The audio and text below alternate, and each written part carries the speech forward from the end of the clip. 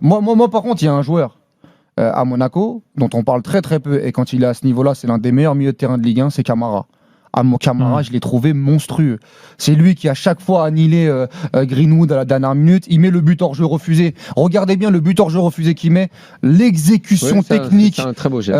Et même dans le pressing, dans tout ce qu'il a réalisé avec le ballon, je le voyais plus maladroit que ça. Ah non, les pieds, ils sont à lui. Hein. Alors, les pieds pieds sont à lui, à Camara. Il s'est mis en tête de vouloir tirer les coups francs. Parce que, alors, ah oui, non, mais attends. Il en enlève. Même les coups Daniel, il est bon. Oui, enfin, alors, moi, j'ai dit la même chose, Daniel, pendant le match. Enrique, ouais. Là, il a une vraie force sur les coups de pied arrêtés.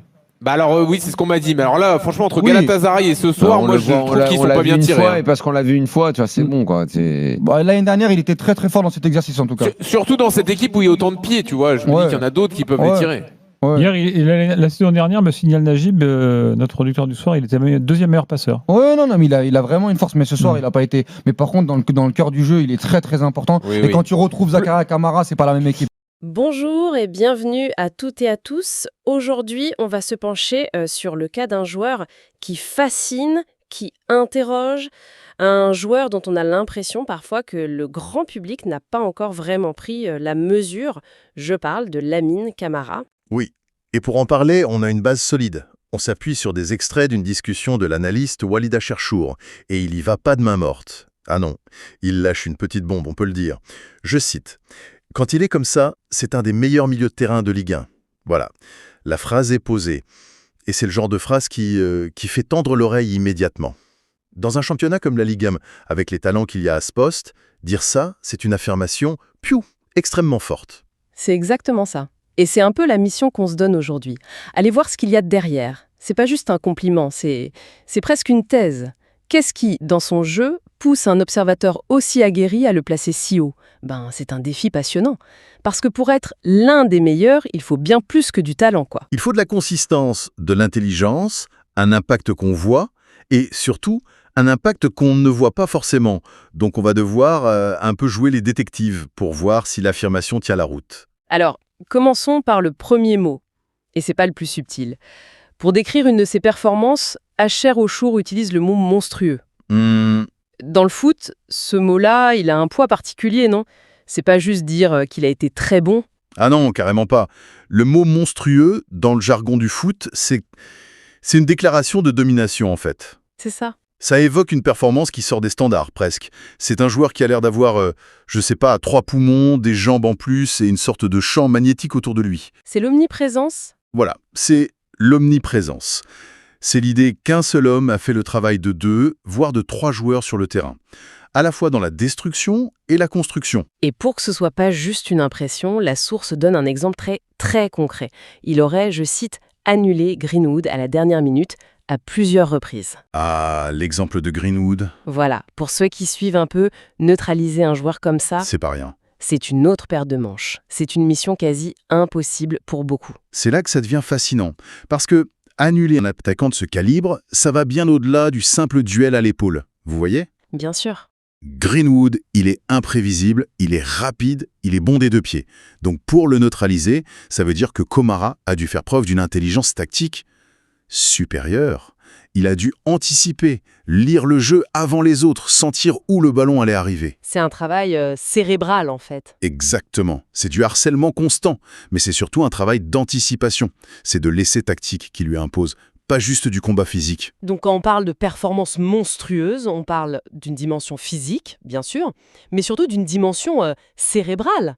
La capacité à répéter les efforts tout en restant lucide. Précisément. Et c'est ce qui est dit juste après. Son impact dans le pressing et dans tout ce qu'il a réalisé avec le ballon. C'est la définition parfaite du milieu box-to-box moderne. Il ne se contente pas de récupérer. Non. La récupération, c'est que le début de son action. Une fois qu'il a le ballon, il ne le balance pas n'importe où. Sa qualité technique, c'est ce qui lui permet d'être le premier relanceur propre. Il transforme une situation défensive en offense, en opportunité offensive. C'est ce double rôle, battu avec la même intensité, qui mérite le mot monstrueux. On est en train de dresser le portrait du milieu de terrain parfait, là. C'est le rêve de tout entraîneur. Mais ça semble presque trop beau. Un joueur qui court partout, intelligent tactiquement, on se dit qu'il doit y avoir une contrepartie. Peut-être sur la finesse, la technique pure. Ah, d'ailleurs, quelqu'un dans la discussion originale le soulève, ce point. Je le voyais plus maladroite, techniquement. Et ça, c'est un biais de perception très très classique. Un joueur qui a un volume de jeu énorme, un travailleur, on a tendance presque inconsciemment à lui coller une étiquette de besogneux. Oui, l'effort contre l'élégance. Voilà. Comme si les deux étaient incompatibles. On imagine le marathonien, pas le danseur. Et c'est une erreur, parce que souvent, les plus endurants sont aussi ceux qui ont une technique très sûre, très épurée. La réponse d'Acherchour, elle est d'ailleurs immédiate, sans concession. Il dit « Allons, les pieds sont à lui, à Camara ». Il y a une telle conviction, Oui. et pour le prouver, il s'appuie sur un moment très particulier, un moment qui n'est sur aucune feuille de match. Il dit « Regardez bien le but hors-jeu refusé qu'il met, l'exécution technique ». C'est incroyable ça. La meilleure preuve de son talent, c'est une action qui officiellement n'a jamais eu lieu. C'est ça qui est génial. Ça nous oblige à redéfinir ce qu'on considère comme une donnée dans le foot. Un but refusé pour hors-jeu, j'appelle ça une donnée fantôme. Une donnée fantôme, j'aime bien. Pure de sa technique. Pourquoi? Parce que le geste est réalisé hors de toute pression de résultat. Le drapeau est levé, l'action est morte, et pourtant, il exécute un geste parfait. C'est une vision complètement différente. On cherche toujours la preuve dans les stats, les buts, les passes D. Mais là, elle se cache dans l'invisible, dans ce qui a été effacé. Exactement. Le hors-jeu, ça annule la conséquence de l'action, mais ça n'annule pas le processus. Le geste en lui-même. Le geste, la qualité du contrôle, la vision, la justesse de la frappe. Tout ça, c'est réel. Et ce but fantôme, il vient contredire de manière spectaculaire l'image d'un joueur qui serait maladroit. C'est une fenêtre sur son talent brut. Et pour revenir à la thèse de départ, l'un des meilleurs milieux. Cet élément est crucial. Il faut cette double compétence, quoi. Le moteur d'une F1, élément d'un chirurgien. Ce but, c'est la preuve qu'il a les deux. Ok, donc on a le monstre physique et tactique et le technicien subtil. Le portrait est de plus en plus complet. Mais, il y a un mais. La discussion pointe du doigt une chose surprenante, une sorte de bug dans sa matrice, les coups francs. Oui, et c'est ce qui rend l'analyse crédible, je trouve. Elle n'est pas à sens unique. Elle met en lumière une zone d'ombre, un vrai paradoxe. On sent une forme d'incompréhension dans leurs propos. Camara s'obstine à tirer les coups francs et apparemment ça ne marche pas. C'est exactement ça, la critique elle est double. D'abord, un constat sur sa forme du moment, entre Galatasaray et ce soir, moi je trouve qu'ils sont pas bien tirés. C'est direct. C'est clair. Mais ce qui est fou, c'est que ce constat est tout de suite nuancé par un souvenir. Je cite encore, « L'année dernière, il était très très fort dans cet exercice en tout cas. On a donc un joueur qui a été excellent là-dessus, qui ne l'est plus, mais qui continue de s'en charger. Comment on explique un truc pareil ?» Ça touche à la psychologie du sportif de haut niveau, on peut imaginer plusieurs scénarios. Oui, hypothèse 1, la simple mauvaise passe. Ça arrive au meilleur. Il a perdu le feeling, le geste est moins fluide, mais il est persuadé que ça va revenir, c'est de la persévérance. D'accord. Hypothèse 2, plus complexe. Un excès de confiance. Ses succès passés lui ont donné un statut. Et il ne remet pas en question sa légitimité à les tirer, même quand la réussite n'est plus là. C'est de l'entêtement. Surtout que la source précise qu'il y a autant de pieds dans l'équipe. Ce qui veut dire en clair, il y a d'autres options, peut-être meilleures en ce moment. Voilà. Ça rend son insistance encore plus intrigante. Est-ce que c'est une marque de leadership, de vouloir prendre ses responsabilités même quand on n'est pas en forme? C'est une excellente question. La gestion des coups pieds arrêtés, c'est un microcosme fascinant. Qui prend le ballon? Le plus talentueux sur le papier? Le plus en forme? Le leader? Le fait qu'il continue, ça peut être vu des deux manières. Soit c'est un leader qui assume, soit c'est un joueur qui refuse de céder une part de son statut. Ce paradoxe le rend plus humain, finalement. Exactement. Il excelle dans la complexité du jeu en mouvement, mais il bute sur un geste arrêté presque plus simple en apparence. C'est ce qui le rend si intéressant. On a donc un tableau final assez contrasté. Joueur dominant, technicien sous-estimé, mais avec ce vrai point d'interrogation. On pourrait se dire que ce défaut affaiblit la thèse de départ.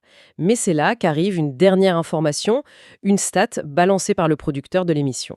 Ah, le fameux chiffre qui vient tout remettre en perspective. Exactement. Le chiffre, c'est que Lamine Camara était le 2e meilleur passeur du championnat l'année précédente. Et là, tout d'un coup, la discussion sur les coups francs manqués, elle paraît presque anecdotique. L'impact de cette donnée il est énorme. On ne devient pas 2e meilleur passeur d'un championnat par hasard. Ça ne peut pas être de la chance. Non, c'est impossible. C'est la preuve factuelle, irréfutable, de sa vision du jeu, de sa qualité de passe, de sa capacité à créer des occasions de manière régulière, sur toute une saison. Ce n'est pas un geste technique sur un but fantôme, là. C'est une contribution massive, quantifiable à la performance de son équipe. C'est comme si cette statistique venait crier. Vous vous focalisez sur les quelques coups francs qu'il rate, mais vous oubliez sa contribution réelle et constante au jeu. C'est ça sa vraie force. Parfaitement. Et là, on peut assembler toutes les pièces du puzzle. On a le travailleur monstrueux qui garantit l'équilibre, on a le technicien fin qui échappe au radar, et on a la preuve chiffrée du créateur d'élite. Oui, et ces 3 dimensions, elles dessinent le portrait d'un des milieux les plus complets qu'on puisse imaginer. Ce qui valide finalement la conclusion de l'extrait qui dit « Mais par contre, dans le cœur du jeu, il est très très important. » Cette statistique, c'est la signature en bas du contrat. C'est la preuve de cette importance. Absolument.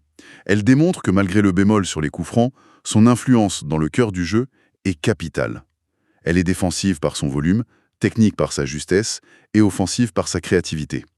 Finalement, cette statistique, c'est l'argument massu qui vient appuyer l'affirmation audacieuse de Walid Acharchour. Donc, si on résume, on est parti d'une phrase choc, et en creusant, on a découvert un joueur aux multiples facettes, un monstre d'activité, un artiste caché, un créateur efficace et un homme avec ses paradoxes.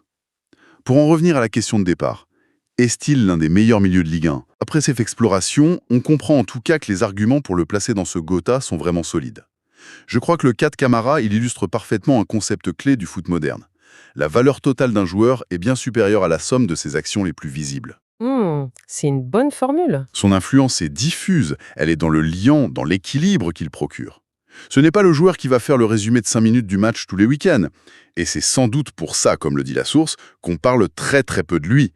Son importance est fondamentale, mais elle n'est pas spectaculaire. C'est une conclusion parfaite. Son talent est peut-être trop subtil pour notre époque, qui réclame des highlights en permanence. Et ça nous amène à une dernière pensée, une question à laisser mûrir. Qu'est-ce qui définit vraiment la valeur d'un milieu de terrain aujourd'hui ? Est-ce que c'est la constance dans le travail de l'ombre, cette influence profonde, presque invisible, ou est-ce que c'est la capacité à briller sur des moments décisifs, très médiatisés, comme marquer un coup franc crucial ? La perception qu'on a d'un joueur comme Lamine Camara, elle se trouve pile à la croisée de ces 2 philosophies. Et son cas nous interroge finalement sur ce que nous choisissons, nous, de valoriser quand on regarde un match.